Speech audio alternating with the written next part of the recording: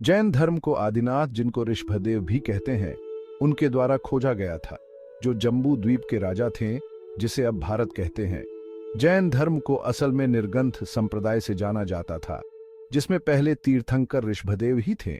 इनके 23वें तीर्थंकर भगवान परशवनाथ, जो काशी के राजकुमार थे, उन्होंने सम्मेद शिखर पर कैवल्य प्राप्त किया। जैन धर्म में अप्रथम ज्ञान को कैवल्य कहते थे। फिर 44वें तीर्थंकर महावीर जैन, जिनका नाम वृद्धिमान, जो राजा सिद्धार्थ और रानी त्रिशला के पुत्र थे। महावीर जैन वैशाली के रहने वाले थे। उन्होंने यशोदा से शादी की और उनकी बेटी का नाम अनोंजा प्रियदर्शिनी था। 12 साल के मुश्किलों के बाद उन्हें कैवल्य प्राप्त हुआ, जिनको जिनेंद्र के नाम से भी जाना गया। महावीर की शिक्षाएं सरल लेकिन गहरी थी। सभी जीवों के प्रति अहिंसा। उन्होंने सत्य, ईमानदारी और भौतिकवादी इच्छाओं से मुक्त जीवन जीने के बारे में बताया, जिसे ब्रह्मचर्य का जीवन कहते हैं।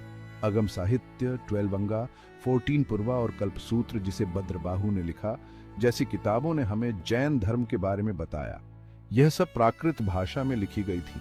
जैन धर्म के अनुयायी 2 हिस्सों में बट गए, जिसमें पहले थे भद्रबाहु, जो दक्षिण भारत की ओर चले गए और अपना जीवन बिना कपड़ों के ही यापन किया, जिन्हें दिगंबर कहा गया। दूसरे स्तोत्रभद्र थे, जिन्होंने सफेद वस्त्र का धारण किया और मगध की ओर रहने लगे, जिन्हें श्वेतांबर कहा गया। जैन धर्म के साथ साथ 2 अलग संप्रदाय का भी उदय हुआ, जिसमें पहला आजीव संप्रदाय, जिसे मखाली गौशल द्वारा शुरू किया गया, और दूसरा चारवाक संप्रदाय, जिसे बृहस्पति द्वारा शुरू किया गया। और इस तरह वैदिक काल का समय समाप्त हो गया और धीरे धीरे मगध साम्राज्य में 16 महाजनपद का उदय हुआ।